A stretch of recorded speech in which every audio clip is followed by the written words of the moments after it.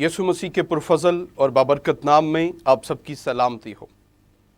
میرا نام پاسٹر افتخار مختار ہے اور میں خداوند کا شکر گزار ہوں کہ خدا مجھے اپنے کام اور نام کے لیے استعمال کرتا ہے اور انجیل کی منادی کے لیے استعمال کرتا ہے۔ میں خداوند کا شکر گزار ہوں۔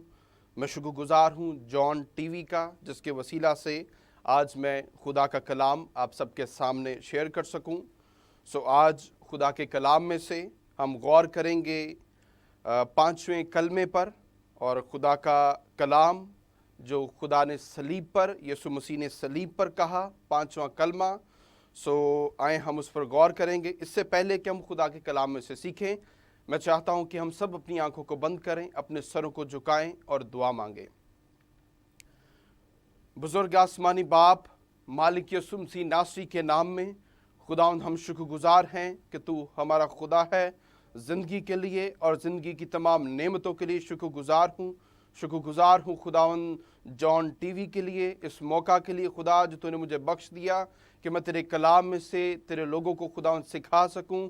میں تیرا شکریہ ادا کرتا ہوں خداوند۔ میں منت کرتا ہوں کہ آج جتنی بھی جانیں اس کلام کو سنیں خداوند، وہ سمجھنے والے بھی بن سکیں، اور یسوع کے نام میں خداوند تیرے کلام کے مقصد کو، تیری بات کو سمجھنے والے بن سکیں، اور آج کے کلام کے وسیلہ سے ایک ایک جان خدا باپ، بیٹے اور روح القدس کے نام کے وسیلہ سے خداوند برکت پائے۔ خداوند منت کرتا ہوں خداوند مجھے توفیق بخش دے کہ میں تیرے کلام کو اچھے طور سے بیان کر سکوں، تاکہ بتھیری جانیں اس کلام کے وسیلہ سے برکت پائیں، یسوع مسیح ناصری کے نام میں، آمین۔ آئے ہم خدا کے کلام میں سے دیکھیں گے۔ مجھے 5واں کلمہ دیا گیا ہے کہ جس پر ہم غور کریں اور ہم سیکھ سکیں کہ یسوع مسیح نے صلیب پر جو 7 کلمات کہے، ان میں سے 5ویں کلمے کا کیا مقصد تھا، یسوع مسیح نے کیوں کہا، اور اس کلمے سے ہمیں کیا سیکھ ملتی ہے، ہم خدا کے کلام میں سے دیکھیں گے۔ یوحنا کی انجیل، اس کا 19واں باب اور اس کی 28ویں آیت۔ جتنے لوگ خدا کا کلام لے کر اپنے گھروں میں بیٹھے ہیں، میری ریکویسٹ ہے کہ وہ میرے ساتھ نکالیں۔ یوحنا کی انجیل، اس کا 19واں باب اور اس کی 28ویں آیت۔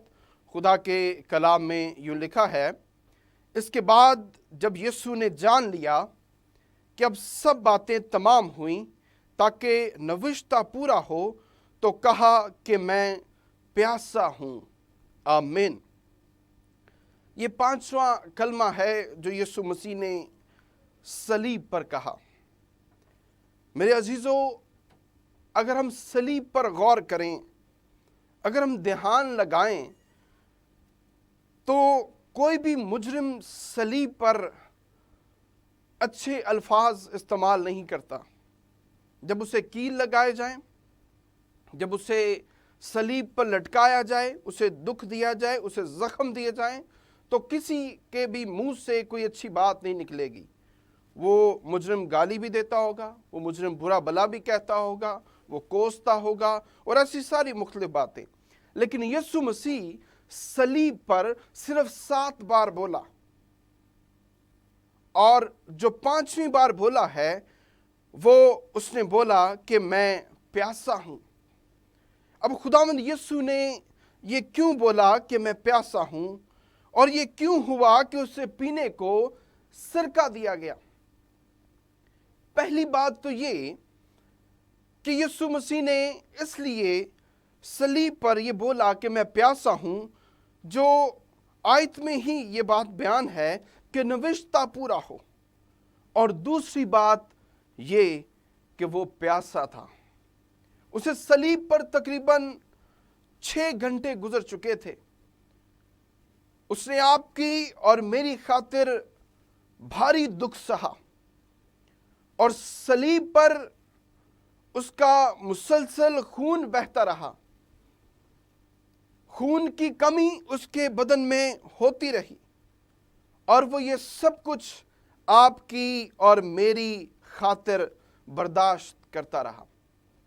کلام بیان کرتا ہے کہ یسوع مسیح کو کیل لگانے سے پہلے بھی ایک مے پیش کی جاتی ہے، پت ملی ہوئی مے، کہ وہ یسوع کو پلائیں، جو اکثر मुजरमों को पिलाई जाती थी, ताकि वो कील लगाते हुए, ताकि जब उन्हें सलीब पर लटकाया जाए तो वो मुश्किल खड़ी ना करें।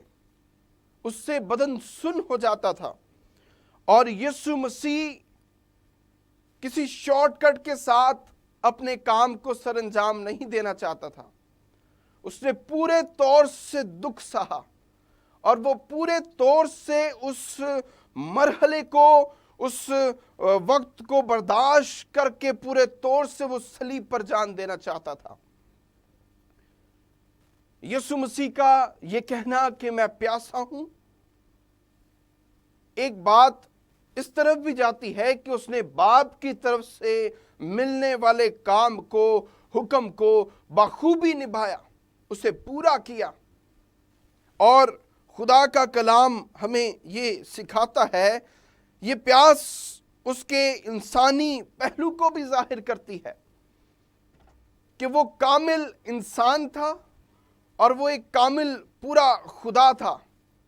सो हम इस बात के लिए खुदा का शुक्रिया अदा करते हैं कि वो सिर्फ हमारी रूहों का प्यासा नहीं था सलीब पर, बल्कि वो बदनी तौर पे भी, जिस्मानी तौर पे भी वो प्यासा था, क्योंकि इतना वक्त उसने मार खाई, उसने दुख सहा, उसे जख्म आए, उसके हाथों पैरों में कील लगे। सो हम खुदावंद के शुक्रगुजार हैं कि उसने हमारी खातिर ये सब कुछ सहा। अगर हम इस कलमे पर गौर करते हुए इस बात का इजहार करें या इस बात को इस तरह से जानें कि वो सिर्फ हमारी रूहों का प्यासा था, तो ये बात गलत है। वो बदनी तौर पे भी प्यास महसूस कर रहा था, वो प्यासा था। और खुदा जो ऐसी हालत में सलीब पर लटकाया गया था, उसके बदन से मुसलसल खून जारी था, उसका खून बह रहा था, और वो आपकी और मेरी खातिर सब कुछ बर्दाश्त कर रहा था, आपकी और मेरी खातिर। आज गौर करें जरा इस कलमे पर, 5वें कलमे पर लिखा है कि इसके बाद अगर हम पढ़ें 29वीं आयत में, तो लिखा है, बस उन्होंने सिरका में भिगोए हुए स्पंज को जूफे की शाख पर रखकर उसके मुंह से लगाया और उसे सिरका पिलाया गया। अब यहां पे भी नविश्ता पूरा होता है। अगर हम ज़बूर 69 देखें, ज़बूर 69, तो उसमें भी इस बात का बयान है कि नविश्ता पूरा होता है।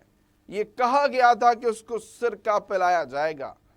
और अगर आप इस बात को जानते हैं कि जब सिरका पिलाया जाता है तो फिर बदन की क्या हालत होती है।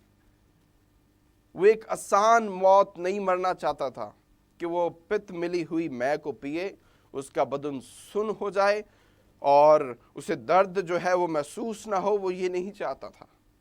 वो पूरे तौर से आपके लिए और मेरे लिए जान देना चाहता था, और वो पूरे तौर से आपके और मेरे गुनाहों की खलासी करवाना चाहता था।